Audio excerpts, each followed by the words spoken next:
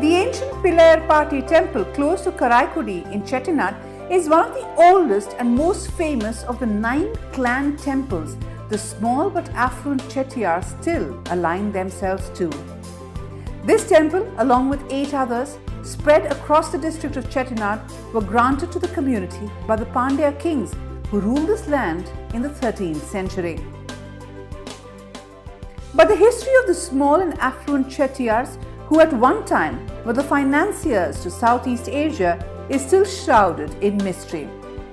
How far back do they go? Were they part of the old trade networks forged when the Cholas ventured out to conquer new worlds? Or did they rise as the British port city of Madras came up? In Chennai, Meenakshi Mayappan, author of many books on Chettiar history, culture and cuisine, tells us of a popular legend among the Chettiars on their origins and how they landed in Chettinad. The story is that originally we came from Kanchipuram, and the Chola king there abducted one of our women.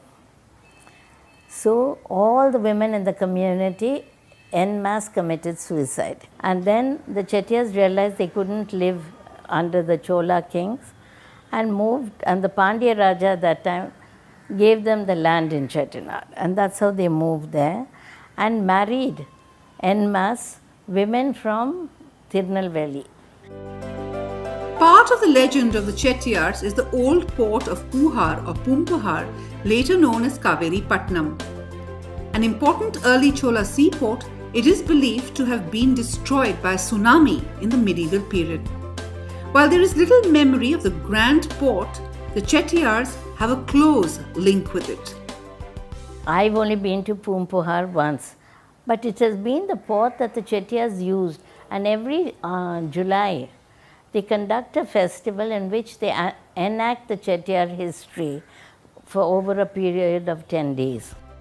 Given the poor record keeping through Indian history, it is hard to trace the early history of this business community. In Bengaluru, business historian Raman Mahadevan, who has studied the community's journey for the last 3 decades, says that though legends abound and there could be truth in the oral traditions, he would trace the rise of this business community to the late 18th and early 19th century. They were originally traders, at least that is what the available evidence suggests, pertaining to the late 18th and early 19th century. They were originally salt traders. Trade was localized to Tamil region.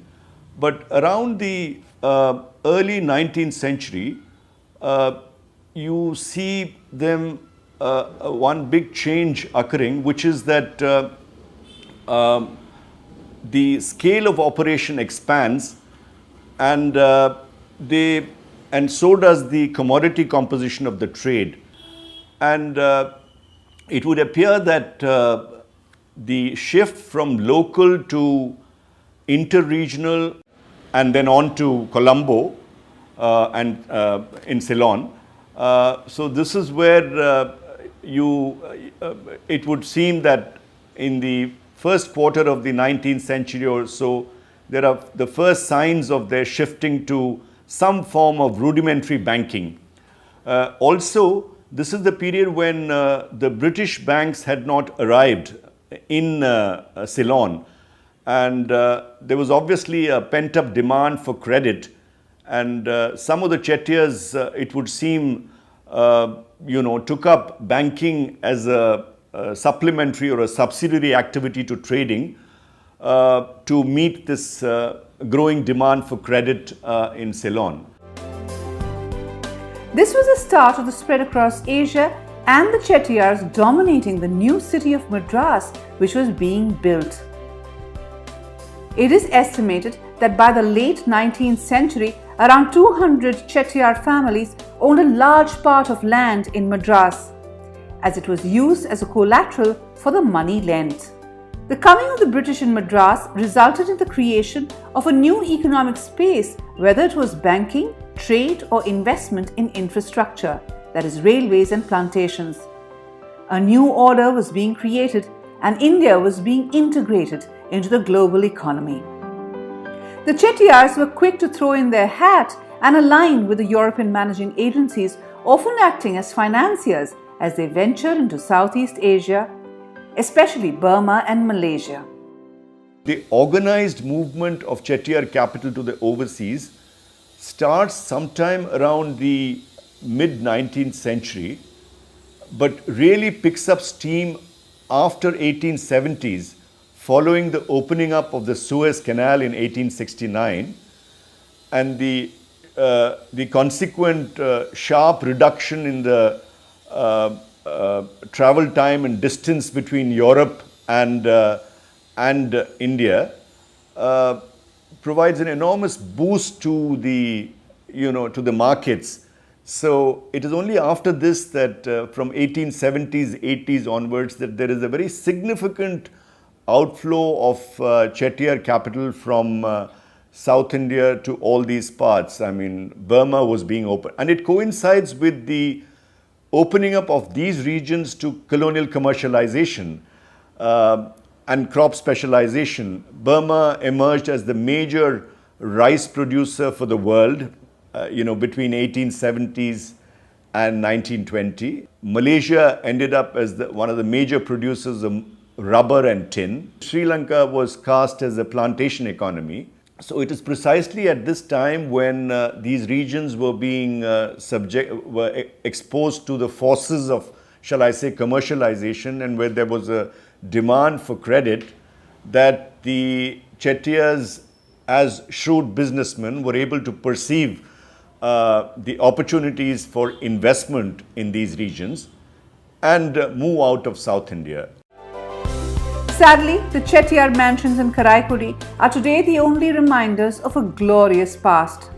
There is little memory of the role the Chettiar bankers played in financing and so transforming Southeast Asian economies, be it Burma or Malaysia. Historian Raman Mahadevan believes that the greatest success of the Chettiar community lay in their ability to spot a chance to make money anywhere. Their business acumen and ability to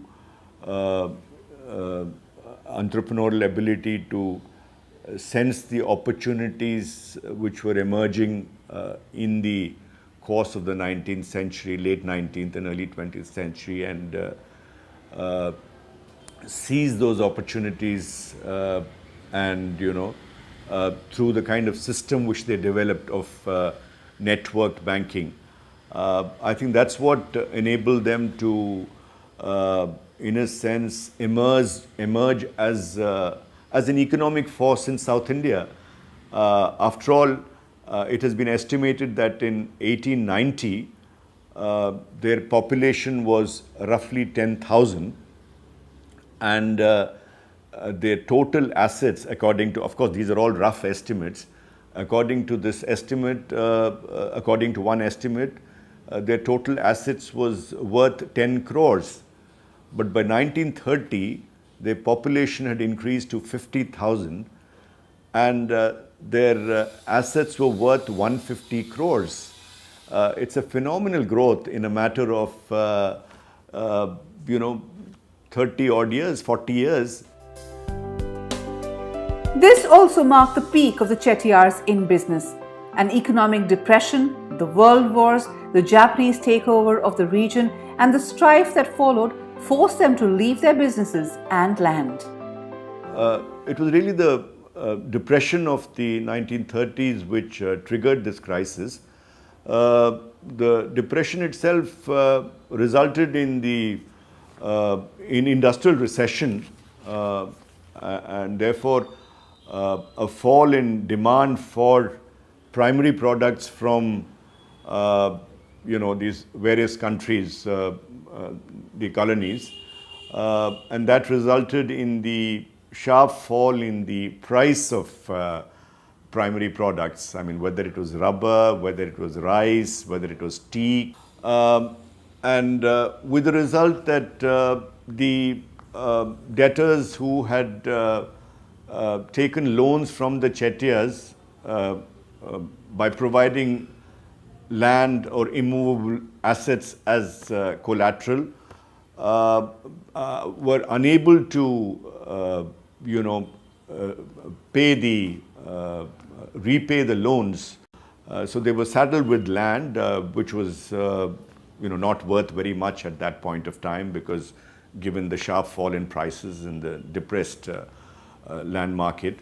So many of them, it has been estimated that as many as 400 of the 1,650 firms which were operating in Burma in 1930, about 400 firms collapsed.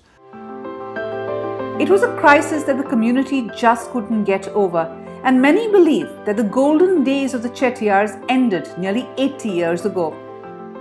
But in the world of business, you can still come across some powerful Chettiar empires built by men who were quick to shift track and embrace change.